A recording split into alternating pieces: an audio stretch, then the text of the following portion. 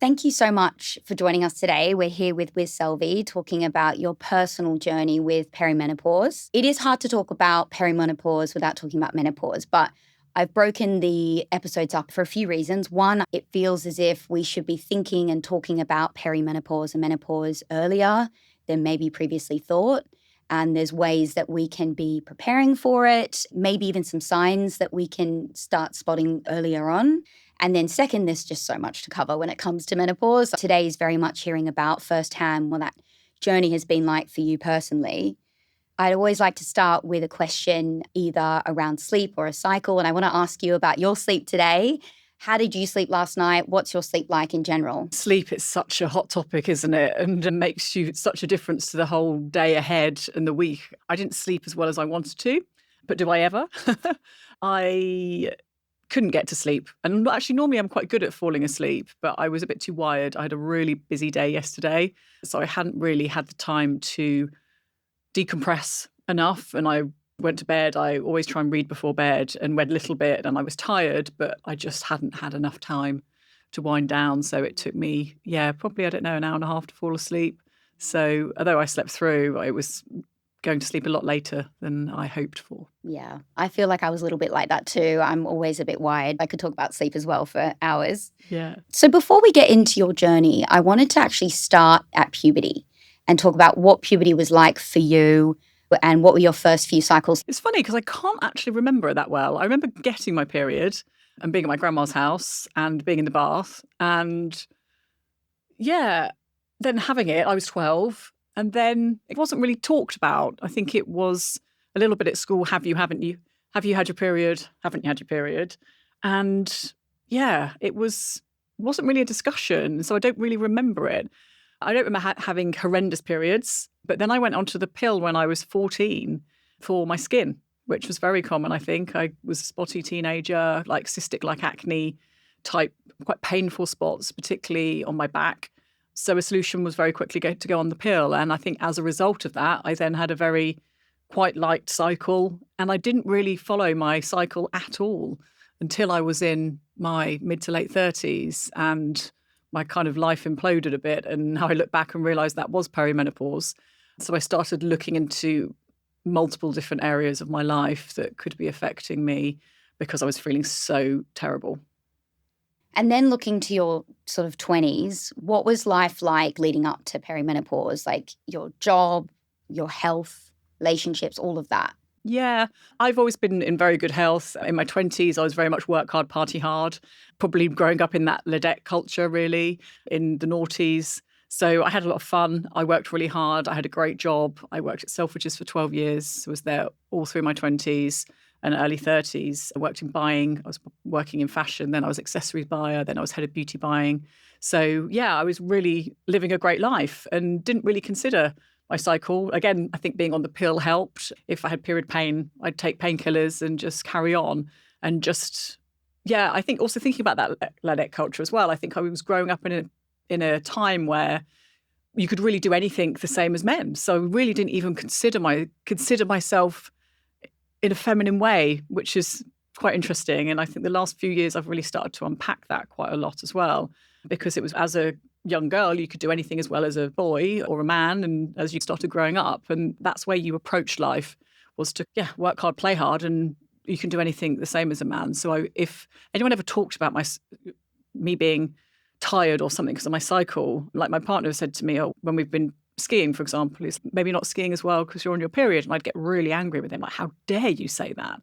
And it's now only I've learned more about my cycle in my late 30s that I was like, oh, so we do have these 4 phases, and there is a reason I'm a bit not as coordinated with this cycle. But I'm like, how dare you say that? I could do anything the same as a man. So I completely dismissed any kind of cycle that I had and phases and why I felt different and blocked that out, which I don't regret, but there's a lot of hindsight now that I'm like, wow, that's really different, I think, to the generation that's coming through now as teenagers and women in their 20s that are so aware of their bodies, which is incredible. But I completely shut down and ignored it. And I think a lot of my friends did as well. Yeah, I think sometimes getting those comments like you're just angry because you're on your period probably made women quite defensive, and I obviously still would.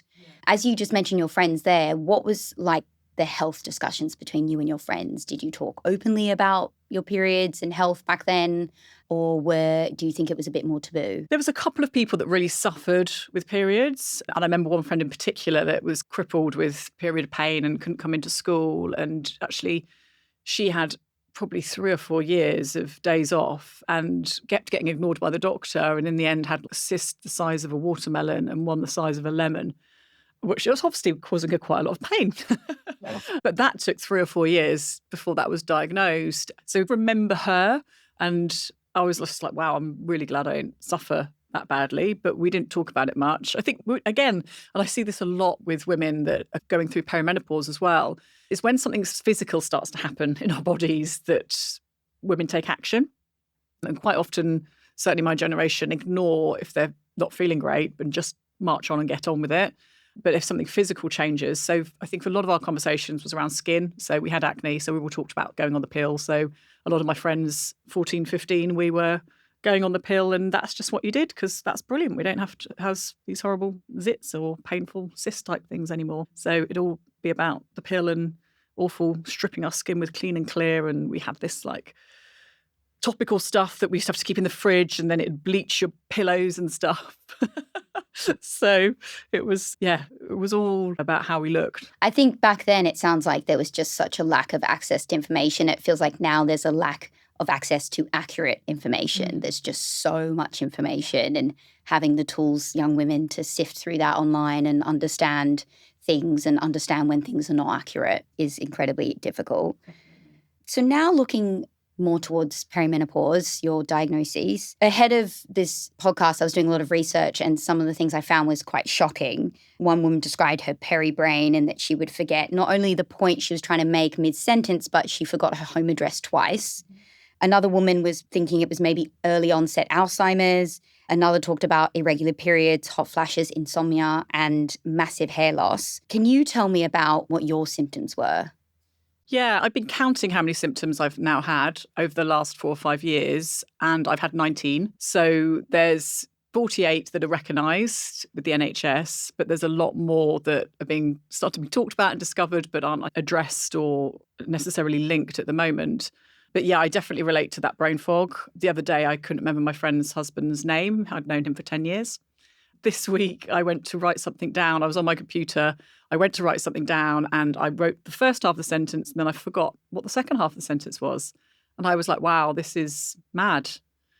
So my brain is very different, and it's quite frustrating. I've always been quite on it and sharp and been called intelligent a lot. And then I'm just like, wow, things have really changed. My brain's slower, or just that recall isn't there. But it'll come back to me a day later or a few hours later, which I think we can all relate to in some way, but it's a lot. It happens a lot.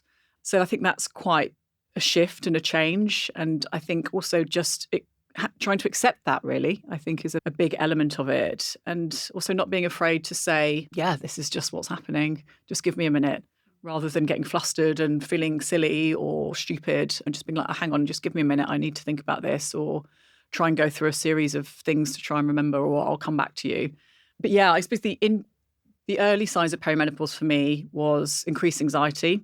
So the ability to handle stress was a big thing. Going back to sleep, insomnia, waking up at 3 a.m. I had heart palpitations. Don't Google heart palpitations. I used to, and then I'd say to my partner, I think I've got angina, because that's what would come up. I was like, angina or a heart attack. And then I'd be like, he's got angina again. And then it just became a joke, but it wasn't funny. I had this weird buzzing in my body sometimes. So my periods were completely regular. And I think this is a big misconception as well about perimenopause, is people think it's hot flashes and it's irregular periods. And those are definitely quite major symptoms, but they very much happen. Again, generally, it's different for every woman, but very much kind of a couple of years before you go into menopause. And menopause is actually only one day. Menopause is one day, which is 12 months after your last period. But people talk about perimenopause as menopause, but actually, and that's that hot flashes and irregular periods that can start to happen. But there's a lot of earlier symptoms, which again start to creep up on you and you don't really realise what's happening. And from a lot of women I speak to from running a brand in the perimenopause space, is a lot of people say it's 4 or 5 years before they actually look back and were like, that's when it started. But this confidence thing is a massive thing that really starts to change as your progesterone starts to drop or fluctuate. The confidence that you once had is suddenly, why can't I do that? Or why don't I want to speak up in that meeting? Or women have suddenly said, oh, I'm suddenly don't want to drive at night. Things that they would never think twice about. They're questioning themselves. How did you get to that point where you realized it was perimenopause? What was the discussion like with your doctors? Did you have to do any tests around that? Ironically, it was starting this business. So I wasn't really sure, because who is? Then that's the challenge. I thought I had long COVID. I thought it might be burnout. And I think there's a big reason there's a lot of women experience burnout in their late 30s and 40s, and that's actually perimenopause and hormones fluctuating. So there's a big crossover with that. And a lot of it will be that hormonal change that you're starting to go through and those fluctuations. So it's very hard. I think everyone wants a diagnosis, but very often it's very hard to get one. I went to my GP. So I was 37, 38 when I look back and realised I started experiencing perimenopause symptoms. And when I was 40, I went to the doctors, and I had been chronically ill for a year. Almost like every 2 or 3 weeks I was sick. I was having reoccurring UTIs. I was getting norovirus. I was getting sick and colds all the time. I was completely run down. I couldn't get through the workday without having to have a nap. I didn't want to socialise. So I'd really lost my sense of self, and my whole life was affected. And I just thought, well, I'm just never going to be me again. I was really miserable. And a couple of years before, I'd become almost quite depressed, but I'd done a lot of work on myself with life coaching and yoga and meditation to try and get myself out of that.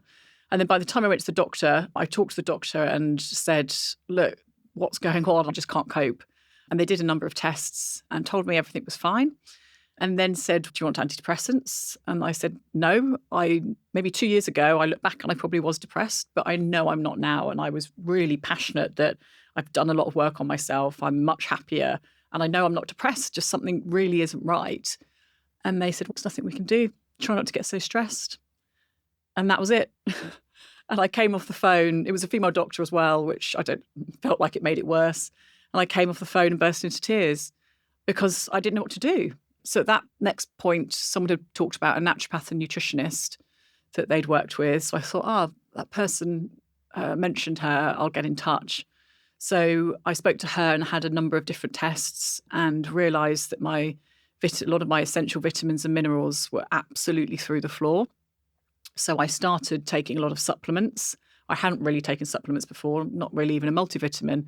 I ate quite healthily and thought, hopefully I can get everything from food, which obviously I found out I couldn't.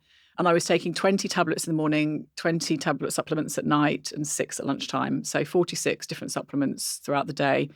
I had a spreadsheet printed out that I put inside my kitchen cupboard to even remember what to take. And then gradually I started to feel better. But it took a long time. And what I now realise is that actually I wasn't absorbing a lot of those pills and powders. It's very hard for your body to absorb them.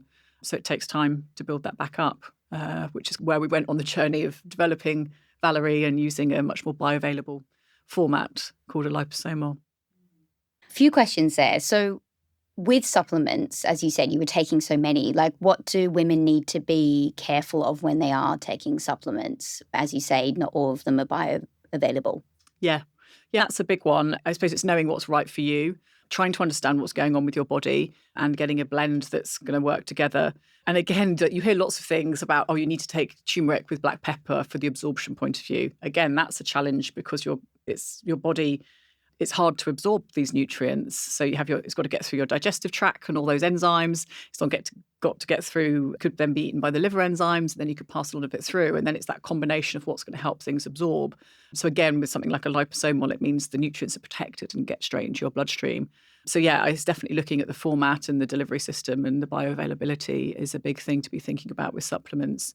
And then, trying to identify how you're feeling and what different ingredients and supplements can try and help you in the phase that you're at as well. Did you ever explore things like HRT? Because obviously you've gone on a natural journey, diet, supplementation. Did you ever look into anything like that? What's your sort of point of view on that? I'm actually in the process of about to go onto HRT, and I thought, okay, let's see how far I get without it. But I've had to really push for that. I've probably had 4 appointments now with the doctor, and I've had to be really firm. Even talking to people I know who are doctors have told me how to have a conversation with a doctor myself. I'm quite lucky now. I'm surrounded by people that are specialists in this area. So they've helped me frame that with my GP. But I've had to be, really forceful of this is what I want, because I've been passed around to lots of different doctors and not many people are trained in menopause or perimenopause. Okay. And do you think that's the reason why there was that reluctancy to give it to you, to prescribe it to you, because they're not trained? When I went when I was 40, perimenopause wasn't even discussed. It didn't even come on their radar. And then when I went to the doctors at the beginning of the year, they said NHS doctors will do a test which tests your FSH levels, but that test they start to decline when you're in menopause. So they were like, "You're not in menopause." I was like, "I know I'm not in menopause. I'm in perimenopause." So I had to explain. I'm not saying I'm in menopause. I'm saying I'm in peri, and this is how I'm feeling. So again, that's the only test that's done on the NHS. And I think a lot of people want a test and an answer. And the challenge is, again, a blood test will only test 1 second in time. We have a monthly cycle. So anyway, our hormones are fluctuating, even if we're regular and not in perimenopause. But if we are in peri, it's like a roller coaster. So 1 month it might be normal. The next month it might be wildly different to the month before or the week before, because that's what's happening with your estrogen progesterone. It's this crazy roller coaster, very similar to puberty, rather than what I now look back as a more regular cycle. Yeah, I was listening to another menopause podcast the other day, and it was actually a doctor talking about it's hard to test if it's also worked for you, HRT, because you'll have your natural fluctuations during perimenopause with estrogen. So it's hard to know, is that HRT or is it naturally? So yeah, it's really interesting, and hopefully more innovation around the tests are coming into the space. Again, reading more into perimenopause and menopause, I saw a lot of nobody ever told me this, my mother never told me this, and it's something we chatted about before. There's also, a lot of research emerging around that 55% of women experience menopause symptoms in their 30s, and that women aged 36 to 40, that figure rises to 64% who report moderate and severe symptoms. But I think women in their 20s probably think this doesn't apply to me, it's not relevant. What would you say to the women in their 20s who might be listening to this? I think it's a hard one to swallow as well, because women are waiting longer to have children as well. So there's this, if as a woman, if they want to get pregnant, they think I'll be fine in my 30s or even into early 40s. But then there's this kind of merge where women are having babies a lot later and actually could be in perimenopause, or they're postpartum and they're in perimenopause as well, but they don't want to associate with that because they think I'm childbearing and that's what's happening to me at the moment. And I think so a lot of people ignore it or put it off. And I don't think it's a bad thing either. I think perimenopause is a massive opportunity to reassess your life. All of a sudden, your body's going, hang on a minute, you need to make some changes, and it starts screaming at you because you can't just carry on and push through the way that you did before when you were younger. So you have to put yourself first and listen to what your body's telling you. So actually, it's a massive opportunity to make some big life changes. But yeah, not to be scared of it. And perimenopause can last 4 to 12 years. So it's not menopause. It's not your period stopping. It's just a whole phase before. Yeah, I think for me, looking ahead, I was quite scared. I feel like I'm scared about so many women's health areas like pregnancy and birth, and now adding on to the list. But I also heard that the good news is you can fix it, or you can relieve those symptoms. It's not, you have perimenopause and that's your life now. Obviously, you've seen that. You can manage them. You can relieve yourself of those symptoms, which is obviously good news. You touched on it before, but looking at contraception, if any, how has contraception played a part with perimenopause or your health in general? especially maybe coming off contraception, as a lot of young women are also talking about hormonal contraception a lot online at the moment. Yeah. And I'm seeing a few articles popping up at the moment, but the reality is the studies aren't there. Like, people have done studies on female health and there is no control over, okay, we've studied women that went on the pill at 18 versus 14 versus 25 and how that affects perimenopause, because there are no studies. So we really actually don't know. But yeah, there's a lot of talk about that, which I think is quite interesting. But I think it's great that a lot of young women are embracing hormone-free, but then that can also come with its own challenges as well. But yeah, I suppose my own experience was going on the pill and then being late 30s and reading a book about my period when I was probably 38, 39 was the first time I'd ever read anything about periods. And I was like, oh, wow, you have 4 phases to the cycle. I didn't even think about that. I just thought about, oh, you get PMS a bit before and then you have your period and it's a bit painful. And I didn't really think about anything else, which, I don't know, is it embarrassing or it's just the world we lived in and that's what happened? So I was like, wow, I can't believe I've been on the pill. So I came off the pill and moved on to copper coil because I was like, Earth Mother, I'm going to go all natural and this is the way. And for a number of years that worked. But now my periods are getting quite bad, much heavier, really painful. And some of them are becoming closer together, further apart. So actually I'm going to move on to the hormone coil instead. Also that provides as part of HRT as well. So yeah, I've gone full circle on it. But big decision to change because it's, not a nice experience getting it changed either.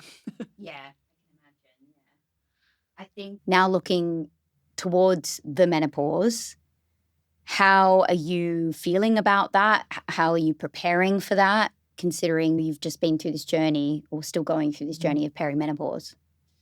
Yeah, so supplements has played a massive part in that. And that's why we created Valerie. And I know that I'm co-founder of this brand, but it's made a massive impact in my life. Being able to work a full day without needing a nap, I can now do that, whereas I couldn't before. So that has been quite a major step change. So yeah, feeling much better from getting my vitamins and minerals back up, taking ingredients that's like ashwagandha, that's very calming, B vitamins, that's good for natural energy. I thought I ate healthy, but it's now making sure I'm eating even more healthy, thinking more about macros, having a lot more protein. Definitely wasn't eating enough protein before, which is a key part of it. My body's really changed. I used to be able to, if I wanted to lose a bit of weight, just eat a bit less and that'd be fine. My blood sugar is now quite erratic, so I have to be really careful with that. And even if I tried to lose weight how I used to, I've actually put on weight, I think because of my blood sugar. So that's, very frustrating. Still trying to work that one out.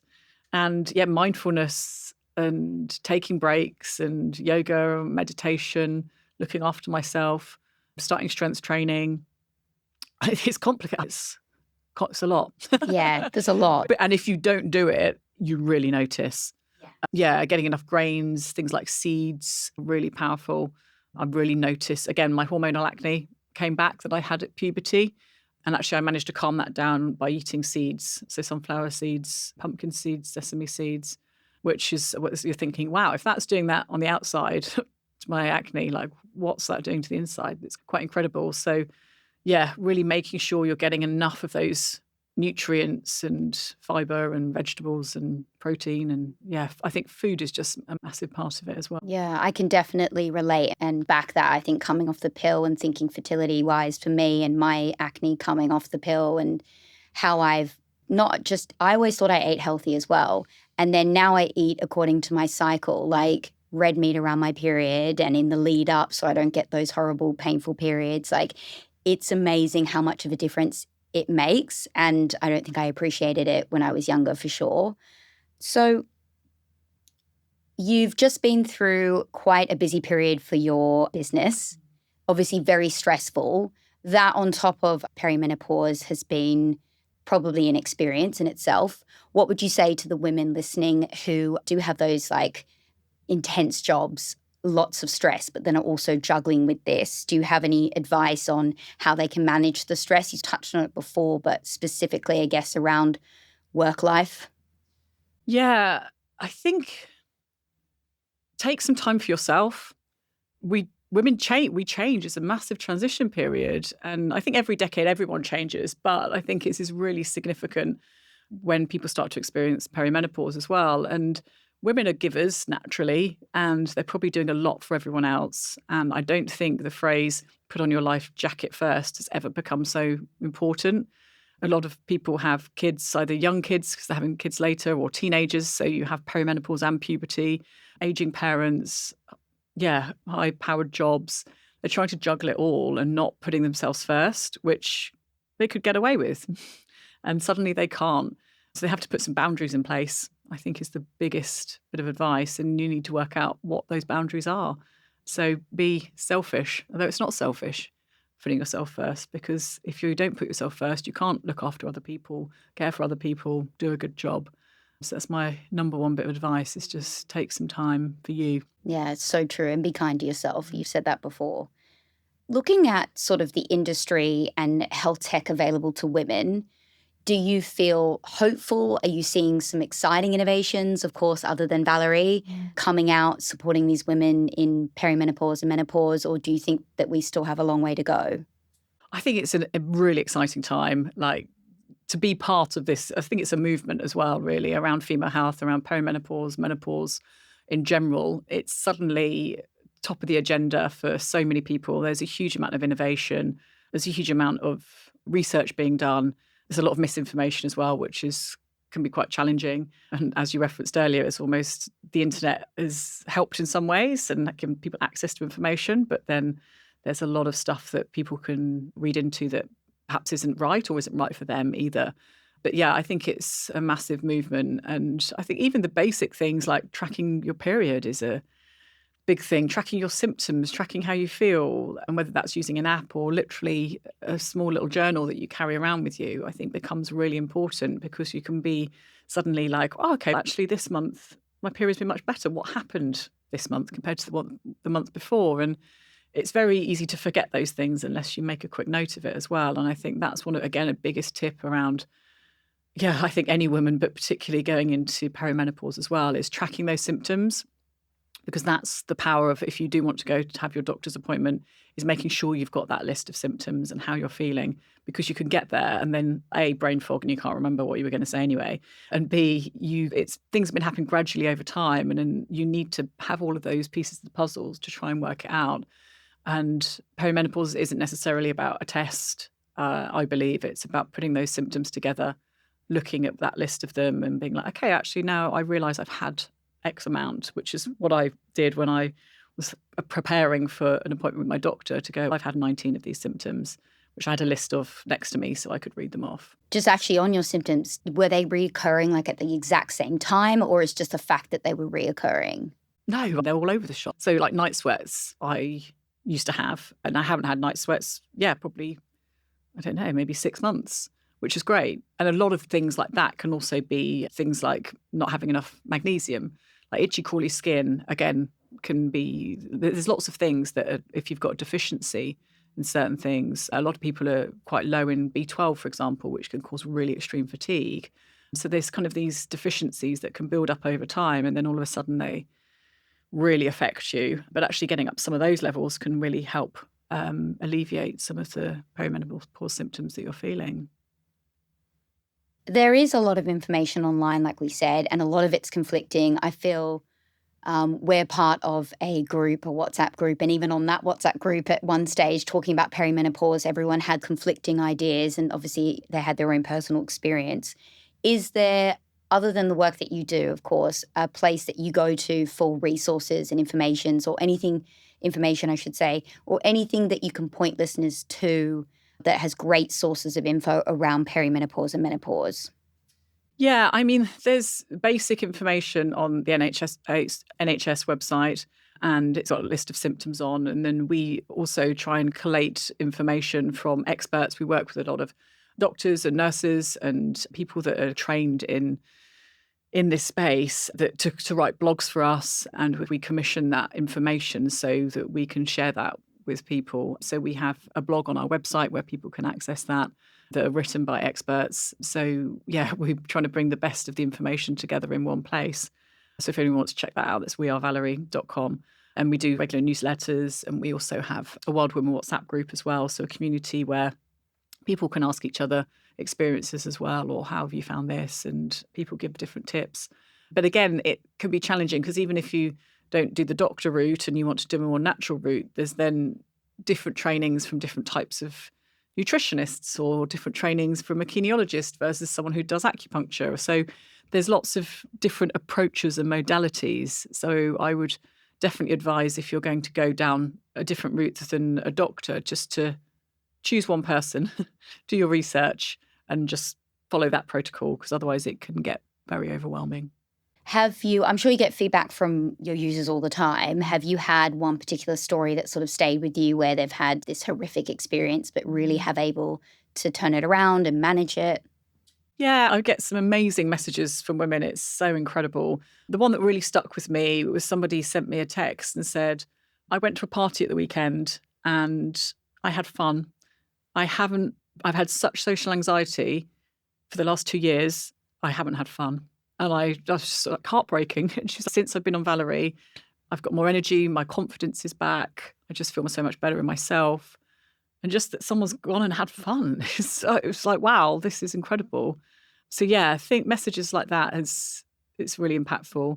And a lot of people, again, with that extreme fatigue, people are like, I've actually managed to get to the gym.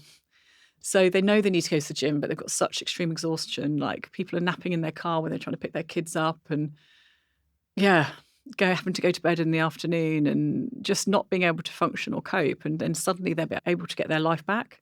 And I've had a number of messages like that's made it's making such a difference. That's incredible. That's great. Last few questions here. What would you say to the partners of sufferers of perimenopause? How can they support their partner? How can they show up? Yeah, learning, trying to listen, I think, is the big thing as well. And it's not always about fixing. I think often it's about listening as well. Again, women are very different, and men want to fix things all the time, which again is a trait which is fantastic. But sometimes women just want to be heard or to say how they're feeling. And again, I suppose sharing symptoms, sharing trackers or apps and things like that. And sometimes even it's hard to talk about. Maybe if you are writing your symptoms down, saying this is how I feel. A big thing, actually, because we use a lot of humour in our brand, because we think actually this doesn't have to be too serious and boring. Yes, it's science-backed, but actually let's have some fun as well. A lot of our wild women, share memes with their husband because they're like, that explains exactly how I'm feeling. And then they're like, oh, I get it. It's just a really quick way to be able to communicate. That's a great idea. If there was just one piece of advice for a young woman who thinks they might have perimenopause, what would you tell them to do?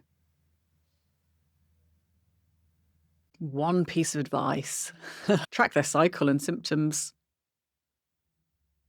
I think it's so important. And then talk to people, find a community and start, having the conversation. I think also it's particularly hard if you're young. I mean, and I was late 30s, and it's taken me a number of years to be confident talking about it. I didn't really know until the last kind of year and a half. But even 6 months ago, people would be like, no, you can't be. And they'd tell me I wasn't. They'd say, you're too young. And then I'd doubt myself. And then I'd be like, oh my God. But I'm like, no, it's really important that I talk about this because it can help other women. And so many other women say to me, I'm so glad you shared that. I think this is happening to me. And it's only by sharing that you can start to help other people. So yeah, I think it's trying to, find some communities or, sound it out or talk to friends. Or I think also what we see as well is often friends aren't going through it at the same time, and they are having a different experience to friends, or their friends are in denial. So many people say, oh God, my friend is clearly in perimenopause, but she's just completely denying it. And that's okay, but then that can be quite lonely for that person that is ready to talk about it, which is why we have this community WhatsApp group of wild women, because sometimes it's also easier to share with someone you don't know. So I think trying to find some of those communities is a great way to share. And if you're not ready to share it with some people close, it can be easier with people you don't know. That's great. That's all we have time for. Thank you so much for sharing all of your advice and your journey. And I think that especially young women listening to this will get a lot out of it. So thank you so much. Pleasure. Thank you. Thanks.